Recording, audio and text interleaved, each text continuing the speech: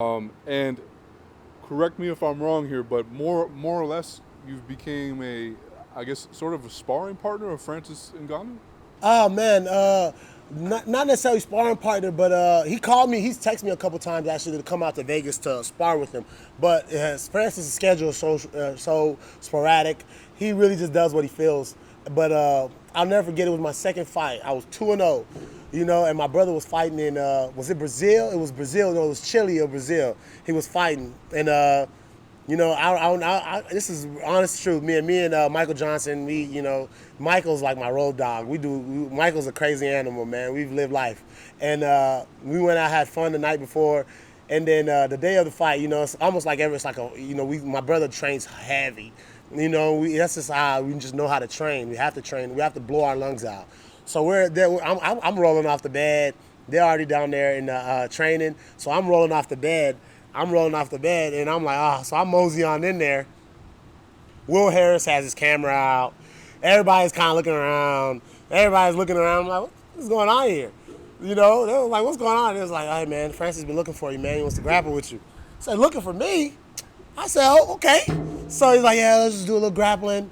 So, I just thought we was just gonna do a little warm-up grappling. And Will says he still has all the footage.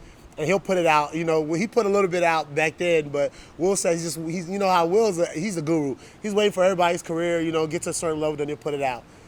And I kid you not, man, that day was I'm gonna show something, or he's gonna show. I don't even know what happened, but we just started. We started just doing a little clinch work. Then it just went from okay, we were just we just started just doing a little clinch work. We were just going a little bit, and then you just felt the shift change, and it started getting harder. It started getting harder. And it's like, okay, now it's turning into let's see what each other got, and we were just grappling each other, trying to go get takedowns.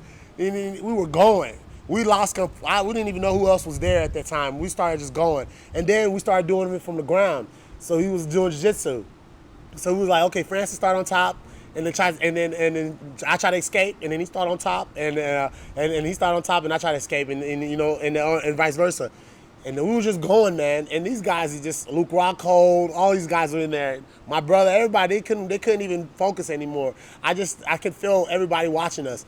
And we went for like 35 minutes straight, just going. Just muscle. It turned from skill to muscle. So it's like, okay, we want to see who has more muscle now. So it went from jiu-jitsu skill. It went from anything to just straight muscle the whole time. And just to see who's the macho man, who's gonna just muscle the other guy up, and then I earned my respect. I can say at that very moment, because after 2 fights, I earned my respect for myself. After 2 fights, ever fighting MMA, I felt Francis Ngannou, and I said, okay, I can feel a guy like this. So all these other guys are in trouble. When you see how he goes in and does these guys, and I'm like, I felt this guy, and nothing against him because he's a monster, but I know where I'm at. And I know I'm a different type of animal when it comes to, because Francis is gonna knock you out. I want to do everything to you, and that's why I think it separates me from the different heavyweights, because I'm not one dimensional in the aspect of I want to do everything in the fight, and I want to take the fight wherever it goes. And is he obviously I'm assuming the goal is to get more more experience under your belt, but is it hard not to already go look at guys like that and want to fight guys like that right not now? at all. I mean, I look at everybody on the roster. I can, and I can fight a lot of these guys on the roster as well, and I look at all of them, and I see where I am compared to all of them, and at the end of the day, it's just really cage time. I just want to get cage time, man. The more cage time I get, then I'll be right. I'll be ready for any heavyweight. I don't see no heavyweight competing at that level with me when I have cage time. Especially, and I pride myself on the motor, So like Cain Velasquez is the only one that I can see that has that type of motor like I have.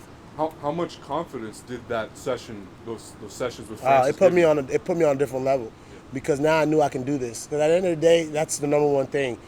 Like, that's why people go spar with different people. That's why people see other talent, because you want to line yourself up with the best heavyweights to see where you pair up to them, and.